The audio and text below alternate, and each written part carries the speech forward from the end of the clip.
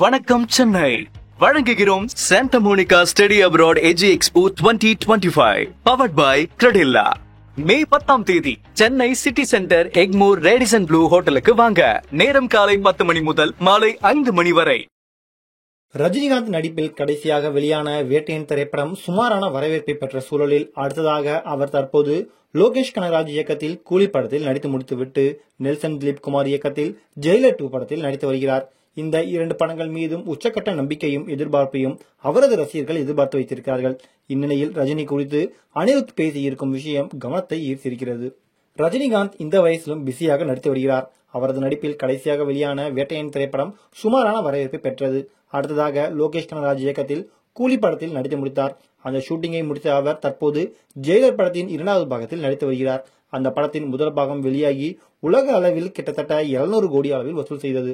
எனவே படத்தின் 2ஆம் பாகம் மீதும் உச்சக்கட்ட எதிர்பார்ப்பு ரசிகர்களிடையே எழுந்துள்ளது. இந்நிலையில் ரஜினிகாந்த் குறித்து இசையமைப்பாளர் அனிருத் பேசியிருக்கும் விஷயம் ரசிகர்களிடையே கவனத்தை ஈர்த்திருக்கிறது. அவர் சமீபத்தில் அளித்த பேட்டியில், சினிமா ஹீரோக்கள் என்றால் வசதியான ரூமில் தங்குவதற்காக தானே விரும்புவார்கள். ஆனால் ரஜினியோ அப்படி இல்லை. ஒரு முறை அவர் லண்டனுக்கு செல்வதாக இருந்தது. லண்டனில் அவர் தங்குவதற்கு ஒரு ரூம் புக் செய்யப்பட்டிருந்தது. அந்த ரூமின் வாடகை ஒரு இரவுக்கு 20,000 ரூபாய்.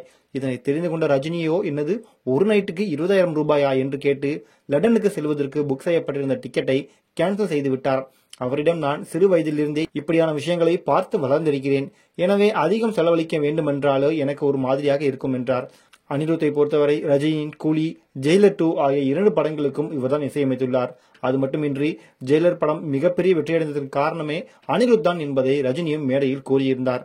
தற்போது அனிருத் பேசியிருக்கும் இந்த ஒரு விஷயம் இணையத்தில் மிக வேகமாக பரவி வருகிறது.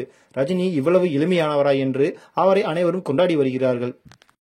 வணக்கம் சென்னை வழங்குகிறோம் Santa Monica study abroad edge expo 2025 powered by Credila. May 10ஆம் தேதி Chennai city centre Egmore Radisson Blu ஹோட்டலுக்கு வாங்க. நேரம் காலை 10 மணி முதல் மாலை 5 மணி வரை.